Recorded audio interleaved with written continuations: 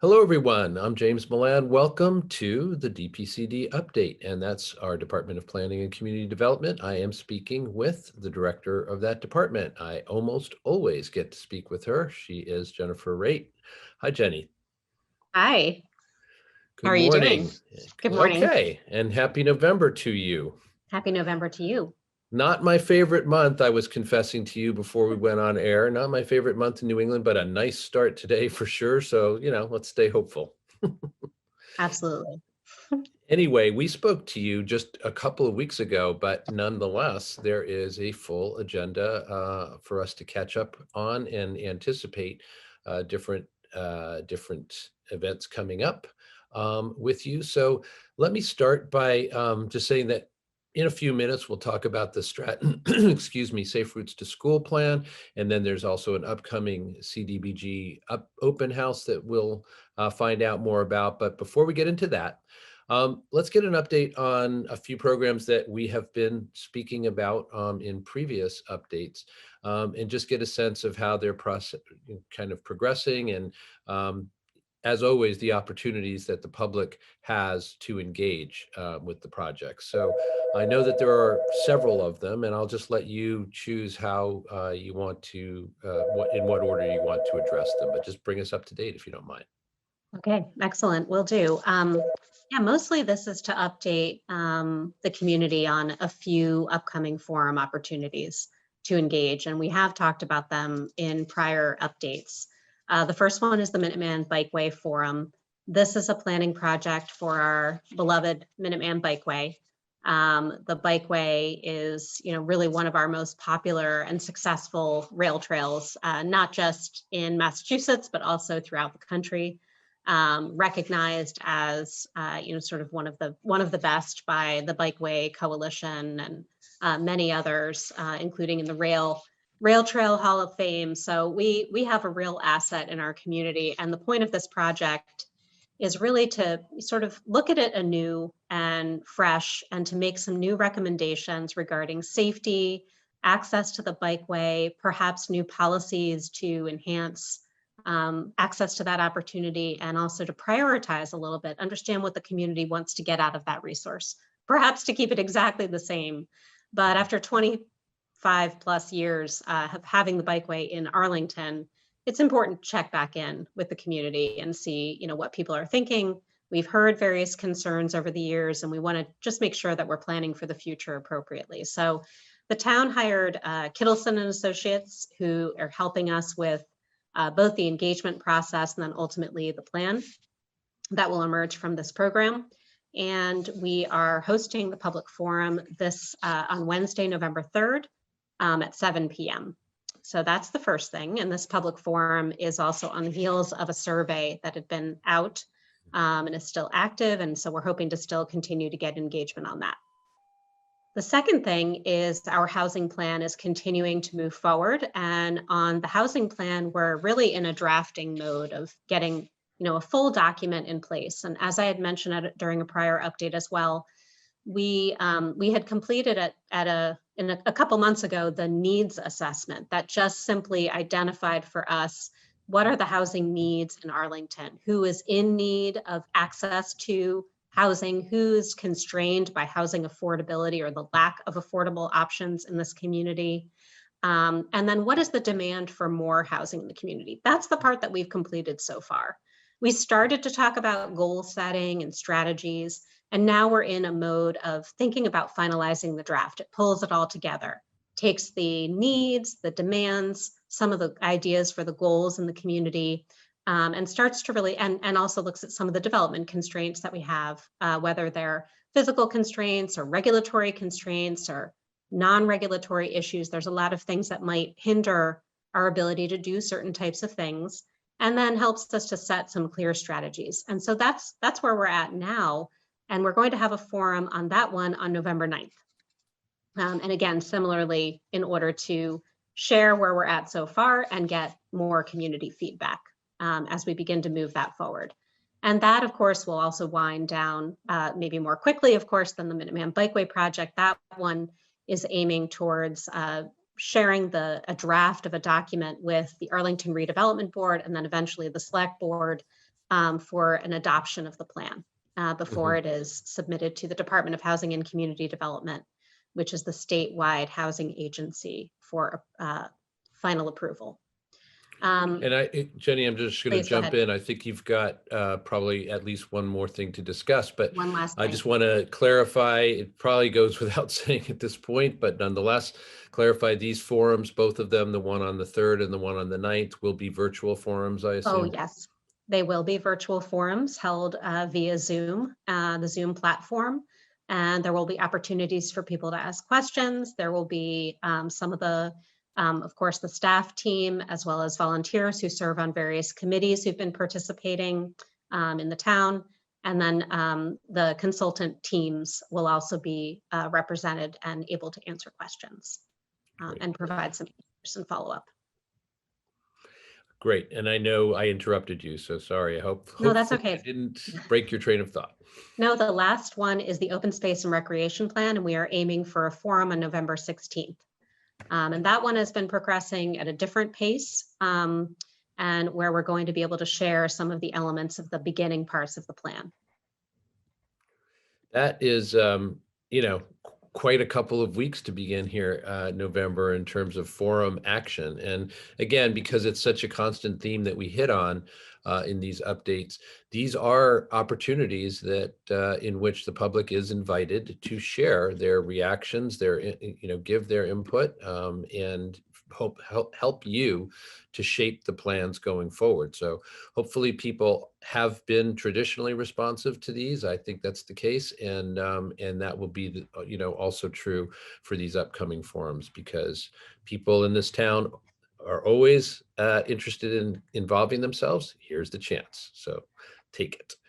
Absolutely. Moving on. I understand that in 2019, the town received a Mass DOT, that's Department of Transportation, Safe Routes to Schools Infrastructure Project Award, and they get to make improvements, therefore, or we get to make improvements, the town does, around the Stratton Elementary School. So can you tell us about what are the goals for that project, and what's the current status of it? Absolutely. And so just to share about Safe Routes to School, which is it's a national program and movement that aims to make it safer and easier for students to walk and bike to school.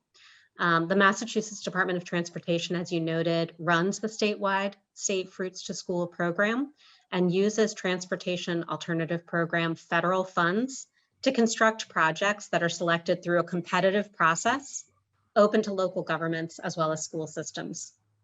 And so at the Stratton School, we're lucky enough to work with a great school community with an active Safe Routes to School committee, the principal, as well as, of course, our staff, various town staff who have been participating in this process. We're getting through the initial phases of the design process, and what we're trying to do at this point in time is engage people to learn more about where we're at with the project and to get additional community input. What we're hoping to do is to install sidewalks, install new safe crossings, as well as potentially bike lanes. It is a challenging area with various topography. And so there's probably a lot of different potential interventions that we are going to be looking at. The project is aiming to improve 3 streets, which I can talk about more if that would be helpful. Sure, absolutely. Okay. Hemlock Street between Brattle Street and Dixon Avenue between Hemlock Street and Mountain Ave, and then Mountain Ave between Dixon Ave and Wheeler Lane. So essentially, if folks are interested in learning more about this project, I would encourage people to go to the town's website, as well as join us at the next virtual meeting, which is on November 10th at 6 p.m. And of course, if there's further questions about this particular project, our senior transportation planner, Daniel Amstutz, is more than capable of answering questions, as well as the school community, also very, very excited about this project. And these are, so the types of improvements that we're talking about that I mentioned also include ADA compliant curb cut ramps, and also repairing some of the deficient sidewalks, not just installing something new, but also repairing in places where there's broken sidewalks or missing pieces. and narrowing roadway intersections to basically slow and calm traffic around where children are trying to get to their school and start their school day fresh and energized, and hopefully riding their bike or walking with their friends and their families and neighbors and other caretakers. So Mhm. just trying to So make it easier. sounds like really good news for all who live in that area, and then obviously all of those families with children attending the school, no doubt about it. Begs the question to some degree, it seems to me, why Stratton? Is this the first of multiple such projects, or is there something specific to the Stratton situation that means that you're doing this project here now? Just tell us a little bit more about that. Certainly. And I think that the town would be willing to engage with any of our school, partners in the community on future projects. It is a long timeline. It took time to get the grant. This was a few years ago now, and we're just amping up. We just now have the 25% design plans, just to give you a sense of timing. And Hmm. we don't anticipate that anything will actually go into effect until 2024. So we are many years away from 2020. actual 24. Okay, sorry. We are I missed that we somehow. oh, no, we are many, it's been years now, and but the estimated total project cost is more than $1 million. This is all funded by state grants, as I noted.